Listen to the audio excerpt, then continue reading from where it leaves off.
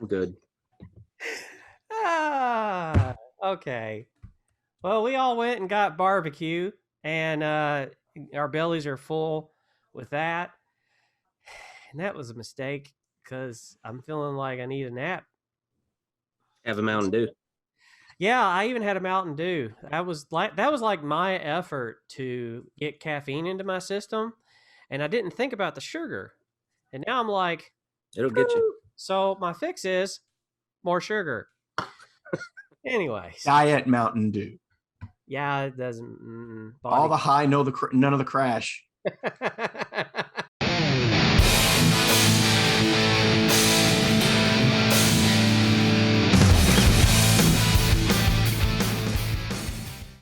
Welcome to the NerdBrand Podcast. My name is Jason. That's Mitch. That's John.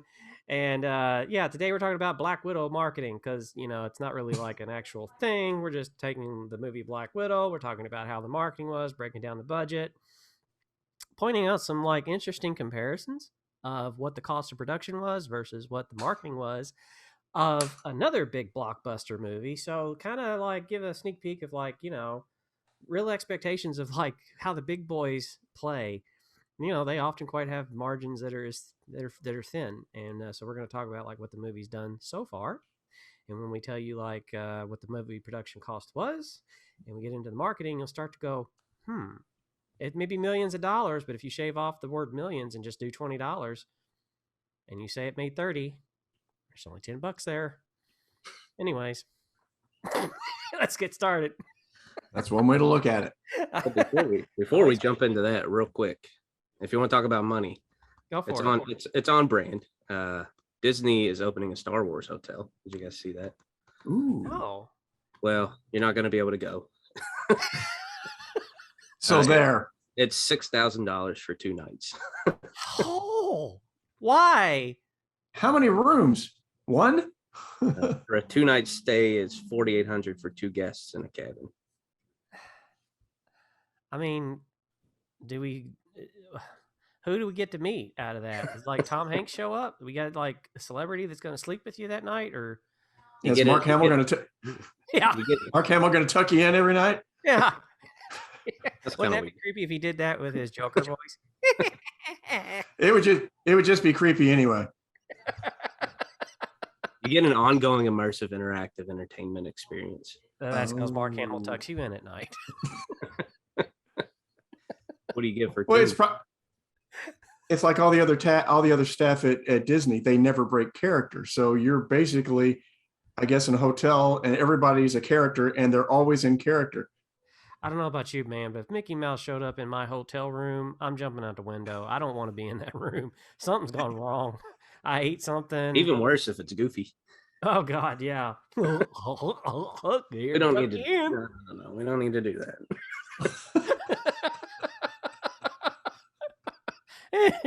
Oh, that's the nerd news from John. Just saw that. I'd love to see some pictures. Was there any photos or anything attached to the article you read? There's a video. I've not watched it. I'll send it to you. All right, I'd like to see this. That'd be interesting. Come stay at this hotel for what it costs for, half a year's salary for some people, depending on where you live.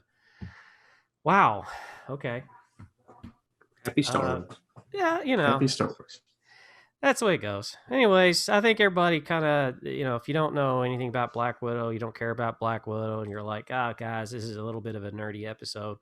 I don't know. Just kind of replace the name Black Widow with, XYZ business company. And, anybody can kind of probably fit into that and relate to that, I think, even if you're not a fan of the genre or following Marvel Cinematic Universe. Because at the end of the day, they all got budgets. They all got to do marketing. Everybody does. I mean, if you don't do any marketing, it's why your sales is slow. They're not supported out there. So on this episode of the NerdBrand Podcast, we're discussing the marketing efforts behind the movie Black Widow. How much did Disney spend versus they make? What did the acting cost? What were channels they used to advertise on? And so, we're going to dive in. So this movie, to me, Mitch and I were briefly chatting on this one. It was supposed to be the start of the next phase of the Marvel Cinematic Universe, like the first movie in the next phase. But it was still a standalone. I would almost refer to it as a bridge. Yeah, well, now, but I'm pretty sure that it was like before COVID, broke out. It was considered the first because the last Spider-Man movie was actually the last movie in the last phase, but because it addressed the death of Iron Man. So this one was, in some way supposed to try to kick off, I think, this phase. But I think it was kind of good maybe that it didn't, because I think honestly WandaVision and Loki and Falcon Winter Soldier were much better ways to kind of get started, especially with the streaming wars being where they're at. I mean, it gave them a nice head start instead of trying to focus on movies. They kind of could jump in on streaming. That's just my take on it. For the non-Marvel people, what are the phases? So I think it's phase 4, isn't it, Mitch? And it has to do with the episodic episodes of like a series. Like chapters. Think of it as chapters. Yeah. So like it all started back with Incredible Hulk and Iron Man, and it led up to the first Avengers movie, and that was phase 1. And then you had Age of Ultron, that was the conclusion of phase 2, and then phase 3 was the conclusion with Endgame. Technically, who determines these phases? Kevin Feige. Yep, okay. The great guy. If it's the writers, or if it's like just the community of people, just like view it, a certain way. They have a room and they have a team. But Kevin Feige is basically the one that says, okay, this is what we're doing going forward. But anyway, according to Screen Rant, Black Widow production was $200 million. So that's actor salaries, that's production costs, that's all that. That's not marketing or at all. That's not in there. I've been trying to find like what the number is for the marketing. I haven't. Only thing I could find, according to some of the sources, were to make a comparison. Endgame, it was $200 million just to market Endgame. So you look at the cost of marketing for that movie, that's not production, that's just marketing, versus the cost of production for Black Widow. I just find it very interesting. It's just about the same number. But they spend as much on marketing as it costs to make the whole Black Widow movie. But if you look at Endgame, look at all of the actors they had to pay to be in that movie. Yeah. The salaries alone. I mean, one of the things I marvel at is I'll watch a movie that's 30 years old on TV, a sci-fi movie or an adventure movie, and you watch the credits. Yeah. And it's like, okay, their credits are done in about 2 minutes. You watch the credits to a modern tentpole action adventures big effect movie. The credits are half as long as the film itself. It's like, who pays all these people? Who is writing all of these checks?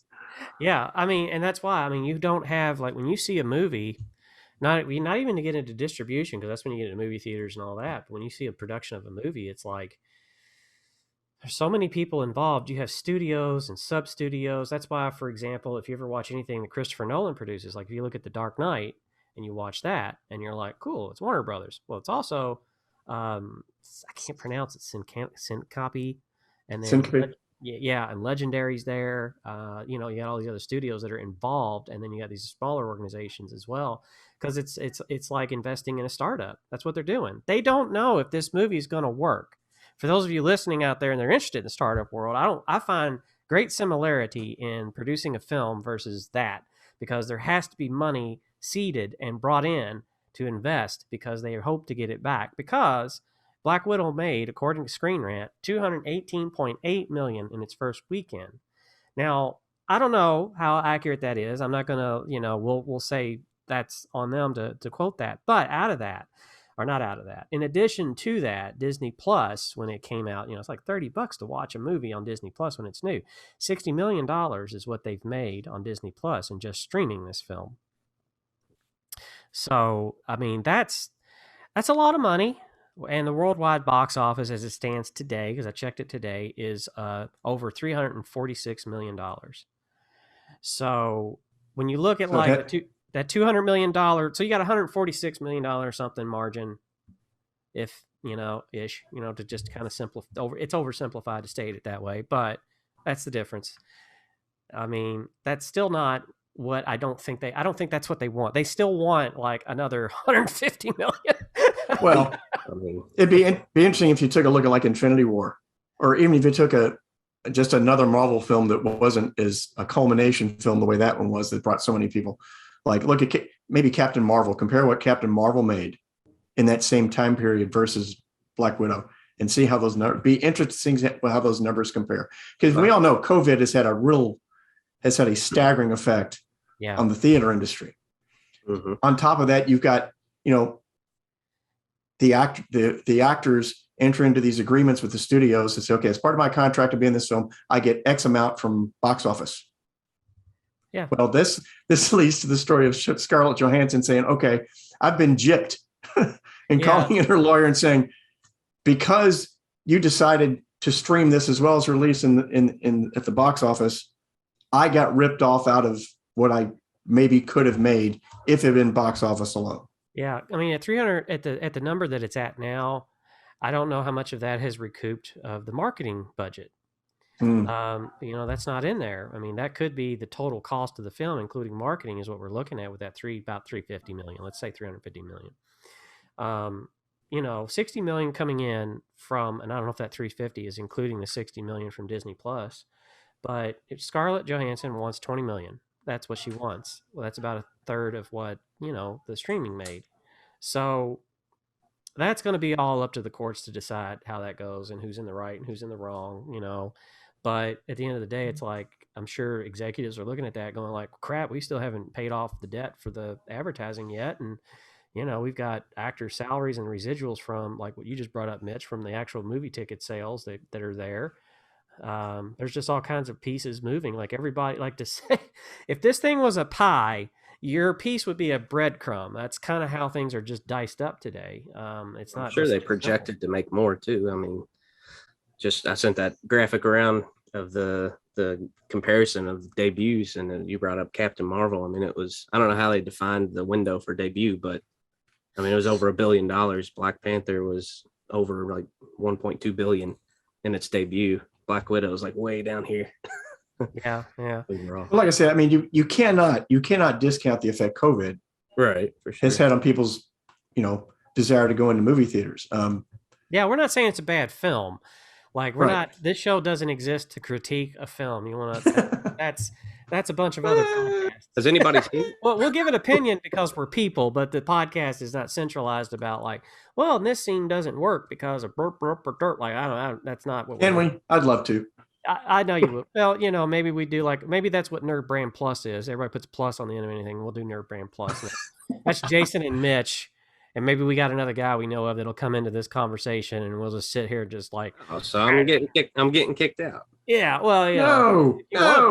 If you want to be there, who I am. you want to be in, and like right now, you're getting a little bit of that, and you're getting more nerd in this episode than I think you bargained for. But at the end of the day, if you want to be there, we'll do a NerdBrand Plus. And if our listeners are listening, and you're like, yes, do that, give us that, let us know. We're on Facebook. We can find us everywhere on social media at NerdBrand Agency. There's the early plug, and you can like leave a comment. Tell us, hey, yeah, you guys should do a NerdBrand Plus, and just be all nerd. Let's see how deep down the whole rabbit hole you guys will go with like what you know, and that's what we'll do. Yeah, but to give our audience an idea of the marketing engine and advertising engine behind this, let's kind of go through some of the points. I don't know why number one, who the president of marketing at Disney was, but Mitch, you already mentioned him. But the actual first one is San Diego Comic-Con 2019. They highlighted a trailer and a spy with everybody was saying like it had a spy thriller tone. And so to be it's a convention, they're up there. It's like going to a trade show. That costs money. So they did that. I found it interesting. They did partner with Barbie to release some merch, some toys. And of course, you got your regular PR publication stuff. They did Forbes, Sci-Fi Wire, Hollywood Reporter, even IO9. Is it IO9 or is it I09? I don't know. I don't ever. Anyhow, there's that. And then you got the production cost of editing the trailers and then putting those out there onto channels that, John's familiar with and messes with every day. Social is, for all that. And then, but I really like, then you got the big stuff. Like, that's how I feel like it's big stuff. It's the co-branded opportunities. They co-branded with Geico and Ziploc, BMW, and a bank. Yes. was the You one can that imagine surprised though. I would not want to be on the marketing team for this one. Or really, a marketing team for anything during COVID, but especially something this big that's time sensitive. It's got, this much money behind it. I mean, just imagine being the social media person and strategist trying to figure out when we can say things. Because it got delayed so many times, right? I mean, how many times? I don't pay that close attention, and I saw it get delayed.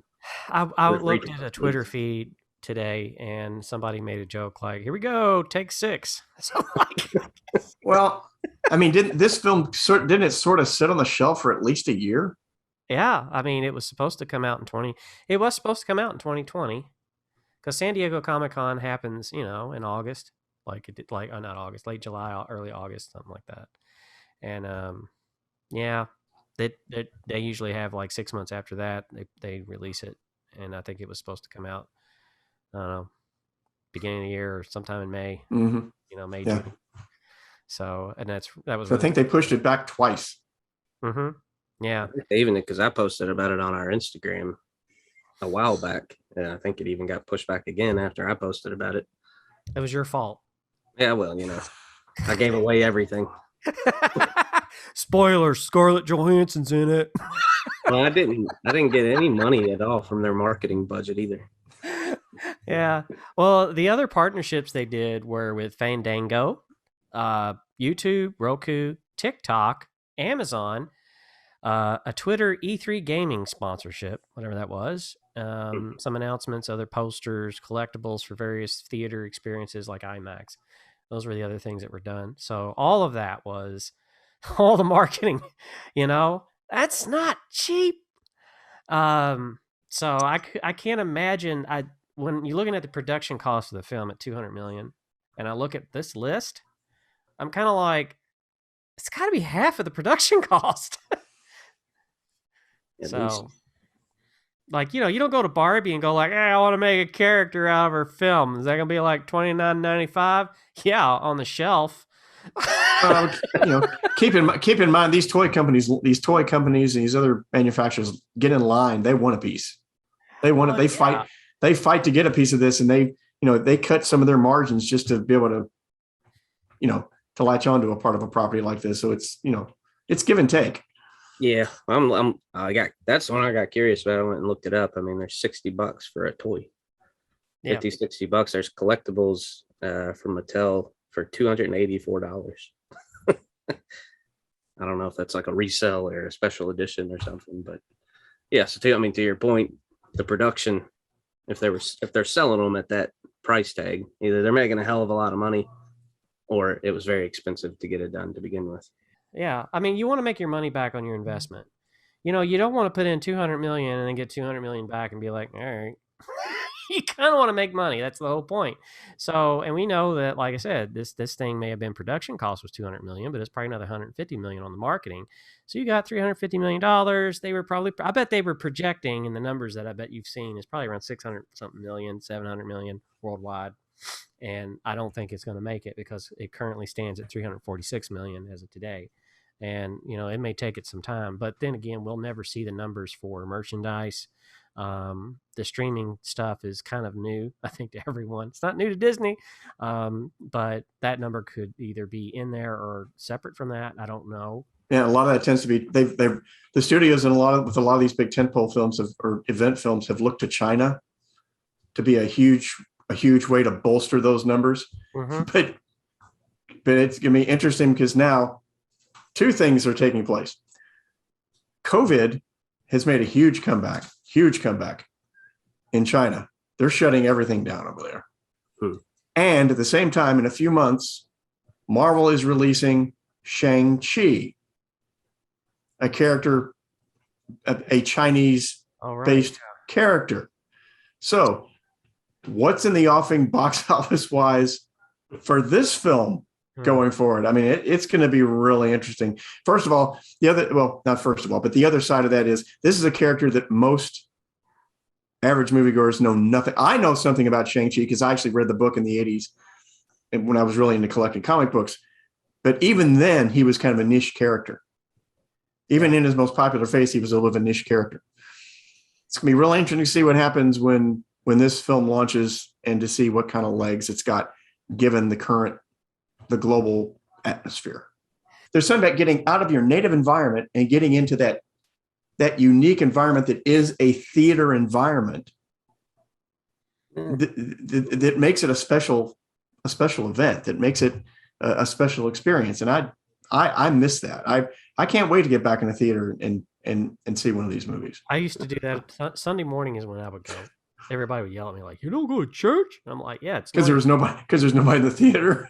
Yeah, there's nobody in the theater. It's a great time to go. Like, it's like on Sundays, we all know, like, everybody's going to go hit, like, if you think you're going to go to lunch and eat out somewhere between 12 and 1, you're wrong. You want to go earlier or after because the church crowd. And this is the way it always been. So for me, I don't like crowd. I get kind of like social anxiety with crowds. So that's why I don't do it. But I go to a movie theater and it's kind of like my zen. It's kind of like my church in a way. I know some people are going to hear that and go like, but you know, you do that. Yeah, you do with that what you want. I thought it. He said it. Here's my take. You know, you can't be naked at the movie theater. All right. You can do that in your living room to watch movies, you know, if you really want to. Yeah, John, when both Mitch and I go, you know, that to me, that's the advantage. I can feel his cats going. Well, this just got real weird. Yeah. Well, you talked about not having your pants on watching movies. I don't know. I think this podcast has run its course. Yeah, I think it has too. All right, go Cubs. Who's closing out now? That's your job. It is 3:30 on a Friday, folks. Yeah. Oh, great. Pull the curtain back, Mitch. Let everybody know when we do this show and how it's all done. Now the magic's all ruined and everybody's like, oh, that's how they do it. Well, I don't know. Anyway. It's all through Zoom as well if you didn't pick that up. Yeah.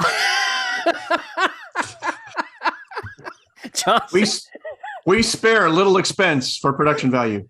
Yeah, for everybody to kind of get that, Mitch and I are trying to throw water out of the boat, and John's throwing water in the boat. We're bailing this way, he's bailing this way. That's hilarious. Somebody's got to be the guy. Anyways, everybody, thank you for listening. Usually me. And be sure you go to YouTube, like, subscribe, click the bell to get notified of the latest episode for to listen to this podcast and kind of. We want a vanity URL. Yeah, we want that vanity URL. I know we keep saying that, but YouTube's a hard game, and we're not exactly like getting sponsored by $1 million companies yet. So which if you'd like to, we'll put your ad right here. But at the end of the day, we really like doing this. We really appreciate our fans. We have met some of you. So we appreciate you listening and commenting and being like, you guys are hilarious. We like your show. Join us next week. We have a guest next week. Fascinating guy. Really fascinating guy. I know I'm going to leave it at that just as a teaser. But he's going to talk about some stuff that he has done in industrial design, or you can sometimes call it product design. So if you want every toy has to be designed. Everything you wear, anything in your house that you use, some designer made it. So he's going to be that guy to come on the show and kind of talk about the process of that, some of the people he got to meet, and then I'll leave it at that. So, but check us out at nerdbrandagency.com/podcast, like, subscribe, and we'll see you next week. And remember, keep your nerd brand strong.